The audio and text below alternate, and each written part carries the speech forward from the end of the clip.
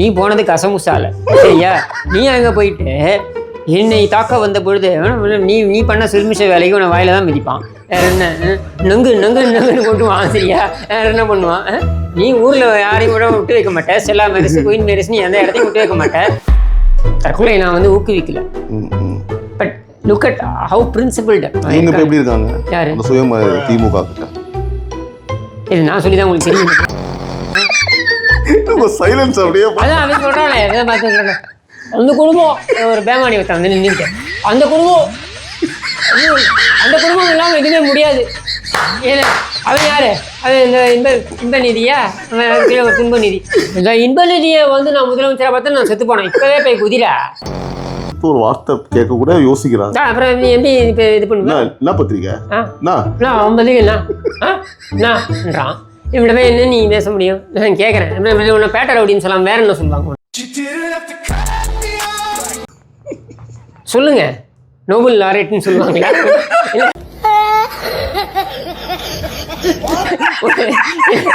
என்ன சொல்லுவாங்க? அவன் என்கிட்ட போய் நீங்கள் அறநிலையத்துறை கொடுக்குற, இத்தனை கோவில்களையும் கொடுக்குற, 38,500 கோவில் அறநிலையத்துறையின் கட்டுப்பாட்டில் இருக்குன்னாங்க. அத்தனை கோவில் என்ன அயோக்கியத்தை நடந்துகிட்டு இருக்கு தெரியுமா? இன்னைக்கு வந்து அந்த இதில் ரங்கராஜன் நரசிம்மன் சார் போடுறாரு, அப்படியே வயிற்றுல பார்க்கறது. இடமலம் நேயர்களுக்கு வணக்கம். நான் உங்கள் சிபி நவீன். அரசியல் அக்கப்போர் எபிசோட் 2. அடுத்து வந்து பார்த்தீங்கன்னா விஜய் கே கிருஷ். அதிமுக எடப்பாடிக்கு பிறகு அஜித்குமார் பொது செயலாளராகி கட்சியை வழிநடத்த அதிமுக மூத்த தலைவர்கள் ஒப்புக்கொள்வார்களா? சினிமா பெண்புலம், ரசிகர்கள் கூட்டம், ஜேஜேவின் செல்லப்பிள்ளை, மக்கள் செல்வாக்கும் இருக்கு. இதை பற்றி உங்கள் கருத்து? அதாவது புரட்சித்தலைவர் எம்ஜிஆருடைய செல்லப்பிள்ளை யார் தெரியுமா? கே பாக்யராஜ். நான் செங்கோட்டையன் அவர்கள் சொல்ல நினச்சேன். இல்லைங்க, முருங்கா பாக்யராஜ். இதுக்காக முருங்கா பாக்யராஜை கொண்டு வந்து நீங்கள் அதிமுக போச்சுறாரு ஆக்கிடும். ஏன் அவர் பிடிக்கும்? அவருடைய சீமா வாரிசுன்னே சொன்னாருங்க. ஓ, கே பாக்யராஜ். சரியா? இப்போ அதுக்காக கொண்டு வர முடியுமா? நான் இதுக்காக அஜித் நானே வந்து தலை ரசிகன் தான், சரியா? ஸோ அதனால் நான் அஜித்தை நான் வந்து சிறுமைப்படுத்தலை. பட் அஜித்துக்கு அந்த மாதிரி ஒரு இன்ட்ரெஸ்ட் இருக்குமான்னு எனக்கு தெரியல. அப்படியே கண்டிப்பாக இல்லை. ஆமாம், அப்படியே இருந்தாலும் நீங்கள் வந்து ஒரு கட்சிக்கு ஒரு தலைமை ஒரு மாதிரி வராங்க. எம்ஜிஆர், ஜெயலலிதா, அதுக்கு முன்னாடி அண்ணாதுரை, சரியா? இந்த மாதிரி ஒரு காலகட்டத்தில் ஒருத்தவங்க வருவாங்க. எல்லாருமே சினிமாவை ஹீரோவாக வந்தவங்க தான் வரணும்லாம் ஒன்றும் கிடையாது. இப்போ இன்றைக்கி ஒரு விவசாயி வந்திருக்காரு, எடப்பாடி பழனிசாமி, சரியா? நாளைக்கு வேறு யாராவது வரலாம். எனிபடிக்கு இன்கம். அதுதான் அந்த கட்சியோட பியூட்டியே. இப்போ அதுக்கேற்ற மாதிரி அந்த கட்சி அதை மாற்றிக்கொள்ளும், சரியா? அது மாற்றிக்கொள்வது என்பது சவால். அதான் சவால். ஆட்சியில் மட்டும் உட்காந்துடணும், அது நோகாமல் வந்து உட்காந்துடணும். நீயே முடியாது. சவாலை ஃபேஸ் பண்ணு. உன்னை சொல்லுவான். இப்போ எடப்பாடி பழனிசாமியை சொல்கிறாங்கல்ல, 10 தோல்வி பழனிசாமின்னுவான். இதெல்லாம் கடந்து வந்தே ஜெயிச்சு காமிச்சிட்டேன் பார்த்தியாடா அப்படின்னு சொல்கிறது தான். அதான் ஒரு லீடருக்கு இருக்கக்கூடிய சேலஞ்சு. சும்மா அப்படியே வந்து கொடுத்துருவாங்களே. புரியுது. கருணாநிதி 2வது ஆட்டம் சினிமாவுக்கு போனார் அப்படின்றதுக்காக, இல்லை ஒரு நாள் போகலைன்றதுக்காக சரி ஸ்டாலின் வந்தார், அதனால் ஸ்டாலின் வந்து கட்சியை கொடுத்து விடுவோம், நாட்டையும் கொடுத்து விடுவோம். மேலே ஒருத்தர் பேசினார், கவனிச்சிங்களா? அவர் துணை முதல்வர் இருக்கும் போதே வந்து பார்த்தீங்கன்னா, அதாவது இந்த என்ன வந்து பார்த்தீங்கன்னா ஜெயிலுக்கு போய் என்ன பெருசாக பண்ணிட்டான்னு சொல்லிட்டு இந்த பதவியை கொடுக்க முடியும்னு ஒரு பேச்சாளர் வந்து மேலே பேசுகிறாரு. ஓகேவா? என்ன வந்து ஒரு கட்சிக்காக பண்ணிட்டாரு. ஆக்சுவலாக வந்து அவர் ஏதோ ஒரு வீடியோவில் பார்த்தேன், எக்ஸாக்டாக எனக்கு யாருன்றது தெரியல. பட் 200% டெப்டி சிஎம் மேடையில் இருக்கும்போதே வந்து பார்த்தீங்கன்னா அவங்க கட்சியை சார்ந்தவர் வந்து பார்த்தீங்கன்னா சிறைக்கு சென்றவர்கள் வந்து எவ்வளோ பேர் இருக்காங்க, இவங்க அந்த பதவியெலாம் கொடுக்கலாம் அப்படின்னு தகுதி இருக்கான்னு சொல்லி நம்ம ஒரு கமெண்ட் பாஸ் பண்ணியிருக்காங்க. அப்போது துணை முதல்வர் பதவி வந்து அவருக்கு எப்படி சார் வந்தது? எத்தனை வாட்டி சிறைக்கு போனார்? என்ன ஆனார்? ஈஸியாக துணை முதல்வர் ஆகிட்டார். அதுதான் நான் கேட்குறேன். நீங்கள் ஈஸியாக துணை முதல்வர் ஆவதுன்றது நான் குறை சொல்ல போகிறது. டிஎம்கே சேர்ந்தவரே அப்படி ஒரு கமெண்ட்டை பாஸ் பண்ணும்போது, இவர் சிறைக்கெல்லாம் சென்றிருக்காங்க, எவ்வளோ பேர் இருக்காங்க, அந்த மாதிரிலாம் கமெண்ட் பாஸ் பண்ணும்போது அந்த பதவியை பற்றி பேசும்போது இவருக்கு அப்போ என்ன தகுதி இருக்குது? அவர் சொல்கிறாரு, ஸ்டாலின் சொல்கிறாரு, நீ உள்ளே போனது வந்து அவங்க உண்மையாக சிட்டி பாபு போன்றவர்கள்லாம் சென்றது வந்து மிசாலை, நீ போனது கசமுசாலை, சரியா? நீ அங்கே போயிட்டு என்னை தாக்க வந்த பொழுது நீ பண்ண சிறுமிஷ வேலைக்கு உன்னை வாயில தான் மிதிப்பான். வேற என்ன, நொங்கு நொங்கு நொங்குன்னு கொட்டுவான், சரியா? வேற என்ன பண்ணுவான்? நீ ஊரில் யாரையும் கூட விட்டு வைக்க மாட்டேன். செல்லா மேரிஸ் குயின் மேரிஸ் நீ எந்த இடத்தையும் விட்டு வைக்க மாட்டேன். ஒரு இடம் விடாமல் பொறுக்கு வேணுன்னா அப்புறம் அவன் வந்து ஒன்று விட்டாமல் என்ன பண்ணுவான். அப்புறம் அங்கே வந்து அப்படியே குறுக்க வந்து சிட்டி பாபு குறுக்க வந்தார், ஏற்றுக்கொள்கிறேன். என்ன சிட்டி பாபு பசங்க எங்கே இருக்காங்க? சிட்டி பாபு பேரன் வந்து 2.5 கோடி ரூபாய் காரை வச்சுட்டு இருக்கானா? இது நியாயமா? புரியுது. இது யாராவது பேசுகிறாங்களா? சரியா? அவன் இந்த முரசொலி செல்வம்னு ஒருத்தன் செத்து போனான். ஏதோ பெங்களூரில் செத்து போயிட்டான். அப்புறம் அவனை கொண்டு வந்து இங்கே பணத்தை கொண்டு வந்து இங்கே வச்சுருந்தாங்க, கோல்மால்புரத்தில் வச்சுருந்தாங்க. சரியா? இதுக்கு ஊரே அழணுமா? எதுக்கு? உன் குடும்பத்தில் சாவுண்டா நீ அழு, உன் குடும்பத்தில் இருக்கவங்கலாம் அப்போ ஒப்பாரி வைக்க சொல்லு. ஊரே எதுக்கு அழணும்? இதுக்கு போலீஸு பந்தோபஸ்து பார்த்தீங்கன்னாக்கா அது அவருக்கு அரசு மரியாதை. என்ன அரசு மரியாதை இவனுக்கு? இவன் யார்? உன் உறவுக்காரன் முரசொலியில் வேலை செஞ்சுட்டு இருந்தான். அதுக்கு நீங்கள் வந்து இந்த காவேரி டிவி என்ன கருமாந்திரமா அந்த ஒன்று அந்த சேனலில் அங்கே கொடுத்தீங்க. எங்கே? கர்நாடகாவில் உங்களுடைய பிஸ்னஸ் ஃபுல்லாக அங்கே கொடுத்தீங்க. அங்கே இருக்கிற ஊர்பட்ட சொத்தை வாங்கி போட்டான். சரியா? படம் தயாரிக்கிற பேர் நீங்கள் படம்லாம் தயாரிச்சுட்டு இருந்தான். எல்லாமே திருட்டு பணம். சரியா? அவன் செத்து போயிட்டான். நீங்கள் கூப்பிட்டு வந்தீங்க, நீங்கள் துக்கம் இது பண்ணீங்க. அதுவே அவன் செத்து போய் 2வது நாளே இந்தம்மா கொண்டு வந்து யார் துர்கா ஸ்டாலின் அவங்க இருக்காங்களே அதையும் வந்து புக் ரிலீஸ் பண்ணுறாங்க 2வது நாளே. சரியா? சரி, அது பண்ணிட்டு போங்க. உங்களுடைய இது நான் எதுவும் சொல்ல போகிறது. அவங்களுடைய இமோஷன்ஸ் எப்படி அவர்கள் துக்கத்தை எப்படிலாம் வெளிப்படுத்த வேண்டும் என்பது அவர்களுடைய இது. நான் அதுக்குள்ளே போக விரும்பலன்னு வைங்க.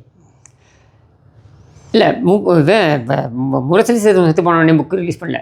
முத்து செத்து போனதுக்கப்புறம் தான் 2வது நாள் தான் புக் ரிலீஸ் பண்ணாங்க. இப்போ இந்த செல்வம் என்ன அவனுக்கு கொடுத்த மரியாதையை நீங்கள் சிட்டி பாபு குடும்பத்துக்கு கொடுத்தீங்களா? அவங்க வீட்டிலன்னா வலிக்கணும், எல்லாருக்கும் வலிக்கணும், எல்லாரும் ஆழணும். என்ன நீங்கள் எடுத்து பாருங்கள், இந்த தலைவர்கள்னு எடுத்து பாருங்கள். இன்றைக்கி ஒரு அண்ணாதுரையோட குடும்பம் எங்கே இருக்காருக்கா தெரியுமா? 72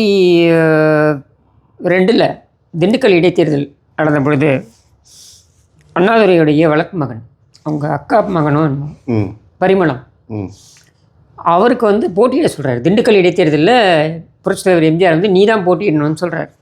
பரிமளம் நிராகரித்தார்.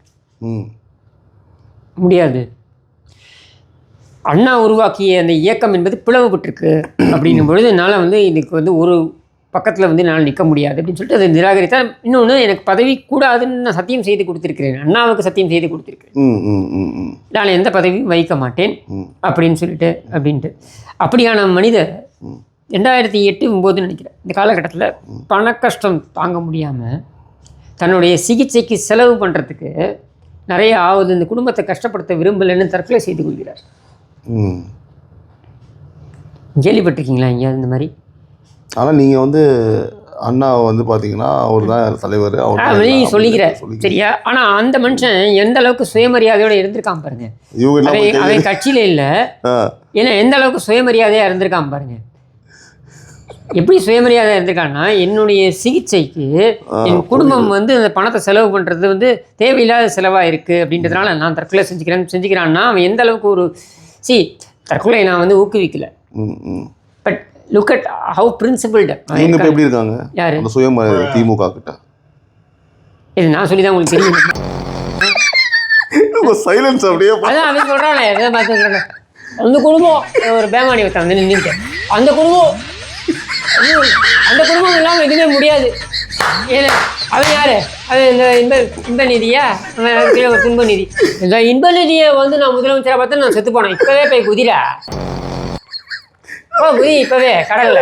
எனக்கு ஒரே ஒரு ஆசை, அந்த குடும்பம் இல்லாமல் முடியாது, அந்த குடும்பம் இல்லாமல் முடியாதான். ஏன் என்ன முடியாது கேட்குறேன். எப்படி? அதாவது குடும்பம் என்பது கட்சி பக்கமே வரக்கூடாது என்று சொன்ன ஒரு தலைவர் ஆரம்பித்த ஒரு கட்சியில் வந்து விட்டு அந்த கட்சியில் இன்னைக்கு வந்துட்டு அந்த குடும்பமெல்லாம் முடியாது என்றான்னா இவன் எந்த அளவுக்கு இவன் வந்து மாறி இருக்கான்னு பாருங்க. இதுதான் இந்த கட்சியுடைய வளர்ச்சி. சரியா? அன்னையிலிருந்து இந்த கன்றாவிக்கு பேரு திராவிட மாடலாம், கருணாநிதி மாடல். இல்லை அதை விட வேற என்ன கெட்ட வார்த்தை சொல்ல முடியுமா சார்? ராம் நெல்லை அப்படின்றவர் வந்து டிடிவி தினகரனை அம்மா ஒதுக்கி வைத்த உண்மையான காரணம் என்னன்னா? சரி, அவங்க குடும்பத்தில் தினகரன், திவாகரன் இவங்கெல்லாம் இருக்காங்க இல்லையா, இவங்கெல்லாம் எப்போ உள்ளே வராங்கன்னா 80களில் வந்துட்டு இப்போ இருக்க மாதிரிலாம் அப்போது வந்து போலீஸ் செக்யூரிட்டி இதெல்லாம் கிடையாது. அப்போ இந்த கருணாநிதி கும்பல் செய்யக்கூடிய காயவாளித்தனம் இதெல்லாம் அப்படின்னும் பொழுது அங்கே செக்யூரிட்டிக்கு ஆள் தேவை. முக்கியமாக அந்த அம்மா வந்து ஆக்கப்படுறாங்களே இந்த சட்டமன்றத்தில் எல்லாம். அப்போ என்ன பண்ணுவாங்க, சஃபாரி சூட் போட்டு ஊருக்காரங்களாம் நிற்க வைப்பாங்க. அப்படி நிற்க வைக்கிறதுக்கு கொண்டு வரப்பட்ட ஆள் தான் இந்த தினகரன், இந்த பேர் என்ன திவாகரன் எல்லாம். சரியா? உண்மைங்க, நான் போய் சொல்லல. உண்மையாவா சார்? ஆமாம் உண்மை. நீங்கள் ஒன்றும் இல்லை, இவர் இறந்துட்டாரு. பவுன்சர்ஸ் மாதிரி சொல்கிறீங்களா? பவுன்சர்ஸ் தான். ஆமாம் உண்மையா. நீங்கள் அந்த அவங்களுடைய கூட்டம் வீடியோஸ்லாம் நான் காமிக்கிறேன் உங்களுக்கு. அந்த வீடியோஸ் பின்னாடி நின்றுட்டு இருப்பார் திவாகரன், பவுன்சர் மாதிரி நின்றுட்டு இருப்பார். நம்ம பேசுவாங்க, இவர் நின்றுட்டு இருப்பார். அவ்வளோதான். இவங்க அப்படி தான் கொண்டு வரப்பட்டாங்க. சரியா? அவங்க நான் ஒரு உதாரணம் சொல்கிறேன். 87 வந்துட்டு இவர் இறந்துட்டார். டிசம்பர் 24 காலையில், விடியற் காலையில் தகவல் வருது இந்த மாதிரி எம்ஜிஆர் இறந்துட்டார் அப்படின்ட்டு. அப்போல்லாம் லேண்ட்லைன் தானே, ஃபோன் பண்ணி நடராஜன் தான் ஃபோன் பண்ணி சொல்கிறாரு. சசிகலா அவருடைய ஹஸ்பண்ட் நடராஜன் இருக்காரு, அவர் தான் ஃபோன் பண்ணி சொல்கிறாரு இவங்கள்ட்ட அப்படின்னு. இவங்க உடனே போய் எழுப்பி அம்மாட்ட சொல்கிறாங்க தகவல். அவங்க ஷாக் ஆகிறாங்க. உடனே என்ன பண்ணுறாங்க, கிளம்பி போகணும் அப்படின்னும் பொழுது அவங்க கார் ஓட்டுறதுக்கு டிரைவர் இல்லைங்க. தினகரனை வர சொல்கிறாங்க. தினகரன் ஒரு ஹாஸ்டலில் தங்கியிருக்காரு. தினகரனை போய் செக் பண்ண சொல்கிறாங்க ஹாஸ்டலுக்கு ஃபோன் பண்ணி சொல்லி. தினகரன் சைக்கிளில் போகிறாப்புல ராமாவரம் போயிட்டு போரூரில் தான் இருக்க. ராமாவரத்தில் போய் செக் பண்ணிவிட்டு தினகரன் சொல்கிறாப்புல ஆமாம் அப்படின்ட்டு. அப்போ நீ உடனே வான்னு சொல்லிட்டு தினகரன் அங்கேயே இருந்து இதுக்கு போகிறாப்புல போயஸ் கார்டு. அங்கே காரை ஓட்டுறதுக்கு ஆள் வேணுன்ட்டு தினகரன் காரை ஓட்டு போகிறாப்புல.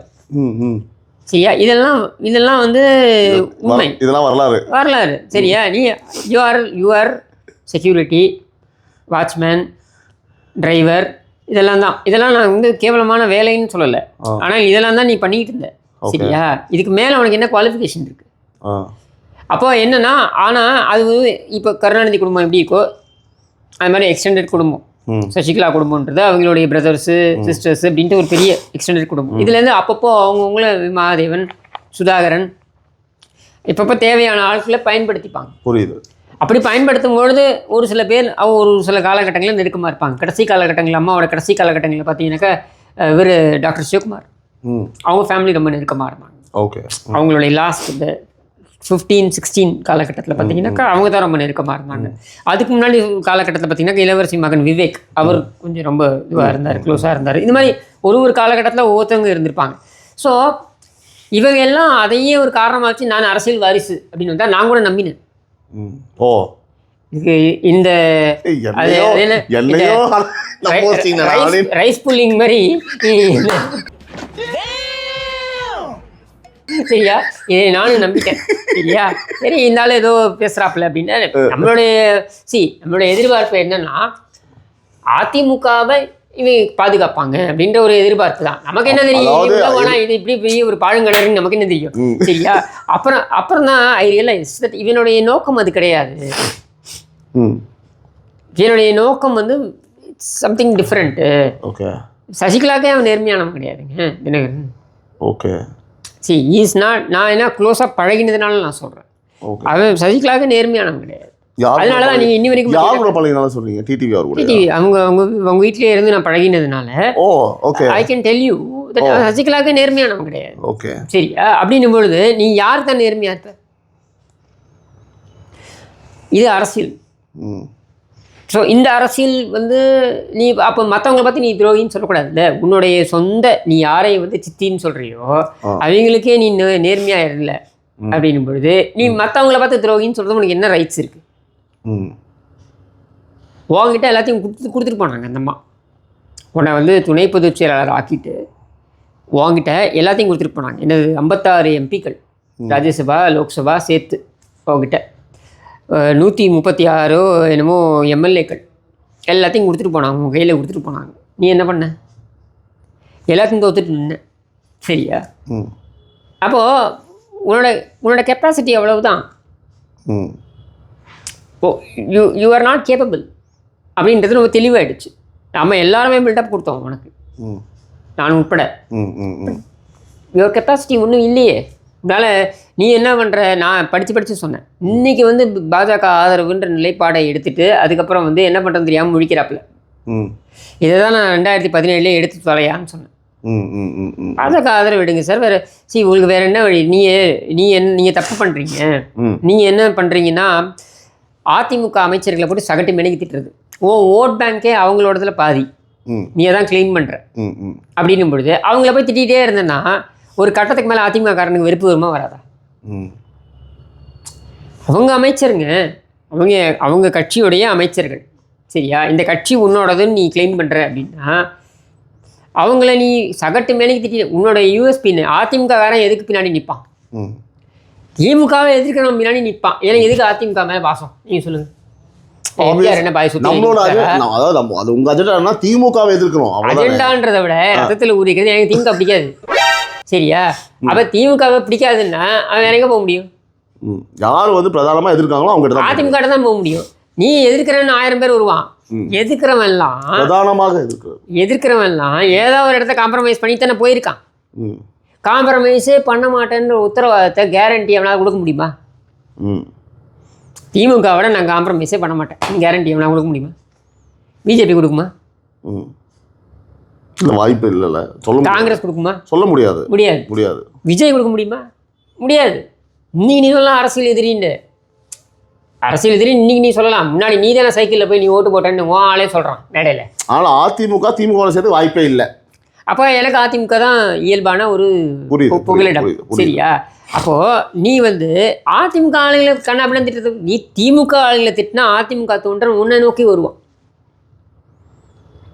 இதனாலதான் திமுக நம்ம அதிமுகவுடைய தொண்டனுடைய இதயத்தில் இடம் பிடிப்பதற்கு அப்படியே பெருசாலாம் யோசிக்கலாம் வேணாங்க. நீ திமுகவை எதிர்க்கிறியா கடுமையா, அவன் ஆட்டோமேட்டிக்காக அவன் பின்னாடி நிற்பான். நீ அதை பண்ணாமல் நீ எப்போ பார்த்தாலும் அதிமுக அமைச்சர்கள் கண்ணாமலன் சகட்டு மெனிக்கு திட்டிக்கிட்டு என் வீட்டில் வந்து கரண்டி எடுத்துகிட்டு வந்து என் வீட்டில் வந்து பரிமாறினவன் தானே நீ வந்து அமைச்சர்களை பற்றி பேசுகிற. நீ ஏன் போயஸ் கார்டனில் கரண்டி தூக்கினவன் தானே?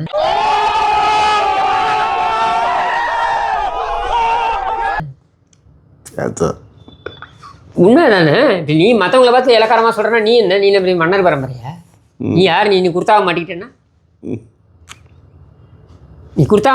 நீ என்ன மன்னர் பரம்பரைன்னு ஆகிடுமா? நீ அப்புறம் என்ன நீயும் அப்படி வந்தவன் தானே இங்கே?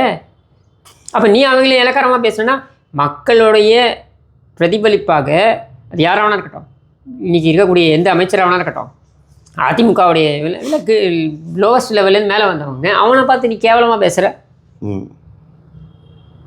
நீ என்ன மன்னர் பரம்பரையா? இதுதான் தினகரனுடைய டவுன்ஃபாலுக்கான காரணம். தினகரன்ட்டு எல்லா பொட்டன்ஷியலும் இருந்தது. Become a very big leader. Utilise பண்ணிக்கல ப்ராப்பராக. ஸ்ட்ராட்டஜி சரியில்லை.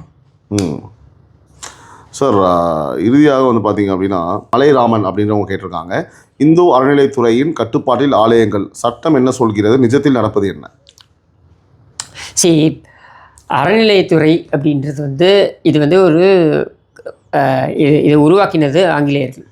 இது எதுக்காக உருவாக்குறாங்க அப்படின்னா அவங்கள பொறுத்த வரைக்கும் என்னென்னா கோவில்களுக்கு அதிகமான சொத்துக்கள் பாத்தியப்பட்டிருக்கின்றன.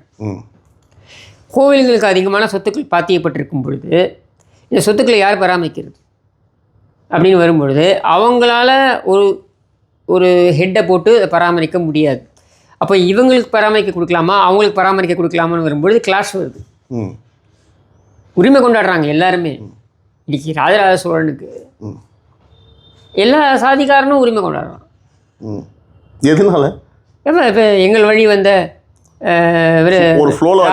ராஜராஜர் இல்லைங்க போடுறாங்க. எங்களுடைய வழியில் வந்து ராஜராஜ பறையனார் ஒருத்தன் போடுறான். இன்னொருத்தன் பார்த்தீங்கன்னாக்கா எங்கள் வழி வந்த ராஜராஜ வன்னியர், அந்த பக்கம் எங்கள் வழி வந்த ராஜராஜ புத்தரையர், இல்லை இந்த பக்கம் பார்த்தீங்கன்னா எங்களுடைய வழி வந்த ராஜராஜ இங்கிட்டு பார்த்தா சோடு மலை, இங்கிட்டு பார்த்தா சோறு மலை, இங்கிட்டு பார்த்தாலும் இப்படி உரிமை கொண்டாடுறாங்க. இப்ப பெரிய கோவிலை யார் கட்டுப்பாட்டில் கொடுக்கறது? கேள்வி வரல, யார் கட்டுப்பாட்டில் கொடுப்ப நீ? சரியா? அப்போ என்னன்னா அவன்கிட்ட இருக்கிறது யாரு? இவ்வளவுங்க 1 லட்சம் பேர் தான் இருக்காங்க அவன் ஆளுங்க, வெள்ளைக்காரன்.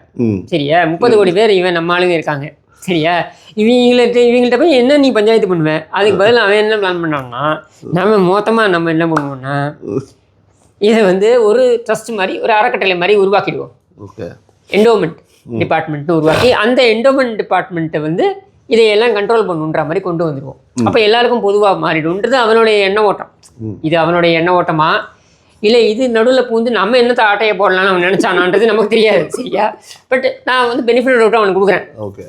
பட் இது என்னன்னா, இது எப்படி இன்றைக்கி மாறி இருக்குது அப்படின்னா, இதோடைய நோக்கம் நீங்கள் நல்லதாக இருக்கும்னு நீங்கள் சொல்லுவீங்கன்னா அந்த நோக்கம் நிறைவேறலை.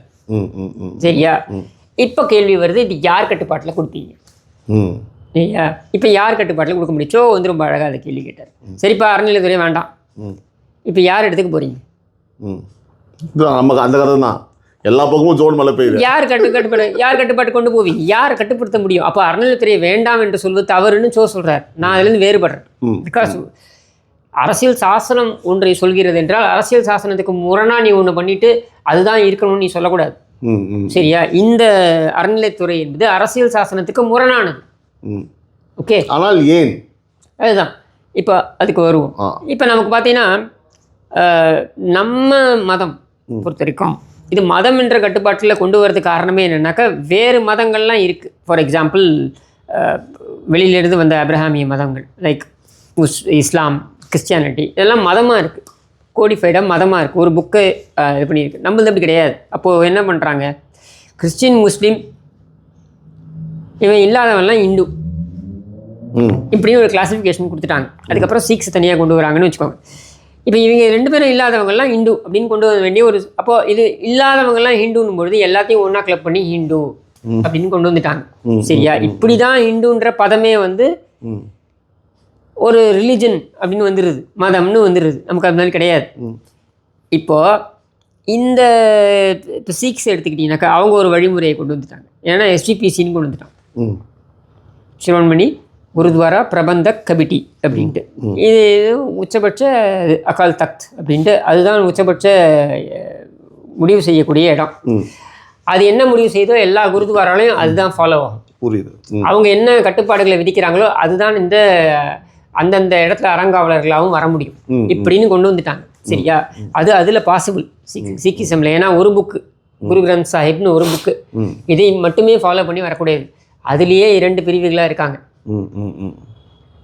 ஏன்னா இந்த ராம்தாஸ் அவருடைய வழி வரவங்கன்றவங்க தனியாக இருக்காங்க, பைசாகீஸ்ன்றவங்க, இந்த மாதிரி நிறைய இருக்குது. இது தனியாக வச்சுருவோம், இது வேறு. பட் அவங்க ஓரளவுக்கு அந்த கட்டுப்பாடாக கொண்டு வந்துட்டாங்க. கோவில் எப்படி கொண்டு வருவீங்க? அதே வரதராஜ பெருமாள் கோவில்லையே நம்ம பார்க்குறோம் டிஃப்ரென்ஸ் ஆஃப் ஒப்பீனியன் இருக்குது. சரியா? ஒரே ஒரு இட் இஸ், அதுதான் இதுக்கு அந்தந்த மத பெரியோர்கள் அமர்ந்து அரசாங்கத்துடன் அமர்ந்து இதுக்கான வழி என்ன அப்படின்றதுக்கு ஒரு டிபேட் நடக்கணும். ஆனால் இப்போ நடந்திருக்கக்கூடிய அறநிலையத்துறை வந்து சரியா எதுவுமே செயல்படுறது கிடையாது. ஆமாம், இப்போ நடக்கிற அறநிலையத்துறை ஒரு பேட்டை ரவுடியை தூக்கி கொண்டு போய் நீ வந்து அறநிலையத்துறை அமைச்சராக போட்டோன்னா அவன் என்னத்தை சுரண்டுறதுன்னு தான் பார்ப்போம். என்ன சார் ரவுடின்றீங்க? அவன் வேற என்ன சொல்லணும்? சென்னையின் முதலமைச்சராக திகழ்ந்து கொண்டிருக்காரு சார். புரியல. சென்னையோட தலையெழுத்த தமிழ்நாடு முதலமைச்சராக ஒரு ரவுடி தான், முன்னாள் ரவுடின்னு வச்சுக்கோங்க. இப்போ நீ வந்து இப்போ இந்த பேட்டை ரவுடி என்னன்னு எடுத்துப்பீங்க நீங்கள்? சொல்லுங்கள். இருந்தாலும் கொண்டு வந்து நீ அறநிலையத்துறைக்கு போடுற இருந்தாலும் இந்த பட்டனை எடுத்து விட்டுக்கிறான், விட்டுக்கிறான் என்னன்றான். சரியா? இவன்கிட்ட போய் நீ என்ன நீங்கள் சொல்லுவேன்? ரெண்டு பேர் கோவிலை பற்றியோ இதை பற்றியோ நீ என்ன சொல்ல முடியும்? எதிர்த்து ஒரு வார்த்தை கேட்க கூட யோசிக்கிறாங்க. அப்புறம் நீ எப்படி இப்போ இது பண்ணுவேன்? என்ன பத்திரிக்கை அவன் பதில்ன்றான். இவன்கிட்ட போய் என்ன நீ பேச முடியும்? நான் கேட்குறேன், உன்னை பேட்டர் அப்படின்னு சொல்லாமல் வேற என்ன சொல்லுவாங்க? சொல்லுங்க, நோபல் லாரேட்னு சொல்லுவாங்களா?